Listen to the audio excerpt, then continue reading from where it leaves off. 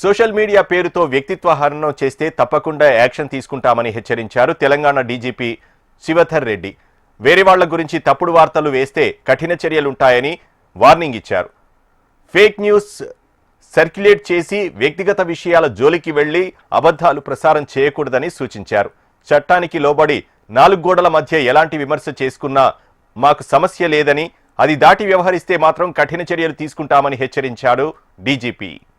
Social media సంబంధించి ఇంతకుముందు చెప్పినాను నేను, వాళ్ళు వేరే వ్యక్తుల యొక్క శీలహననం చేయకుండా, క్యారెక్టర్ అసాసినేషన్ చేయకుండా, వాళ్ళ గురించి అబద్ధాలు మాట్లాడకుండా, వాళ్ళ గురించి ఇష్టం వచ్చినట్టు వాళ్ళ ఫ్యామిలీ మెంబర్స్ గురించి, వాళ్ళ ఫ్యామిలీ గురించి, వాళ్ళ వ్యక్తిత్వం గురించి అడ్డం రాస్తే మాత్రం తప్పకుండా యాక్షన్ ఉంటుంది. ఆ ఫేక్ న్యూస్ అది కూడా చేయొద్దు. ఓన్లీ థింగ్ ఏంటంటే వాళ్ళు within 4 walls of constitution లో ఏం రాసుకున్నా, ఏం విమర్శ చేసుకున్నా, ఏ సద్విమర్శ చేసుకున్నా, ఏ కన్స్ట్రక్టివ్ విమర్శ చేసుకున్నా, ఎట్లాంటి నిర్మాణాత్మకమైనటువంటి క్రిటిసిజం చేసినా కానీ దానికి మన నుంచి ఎట్లాంటి ప్రాబ్లం ఉండదు. కానీ అది దారి తప్పి అది నేరంగా మారితే మాత్రం తప్పకుండా వీళ్ళు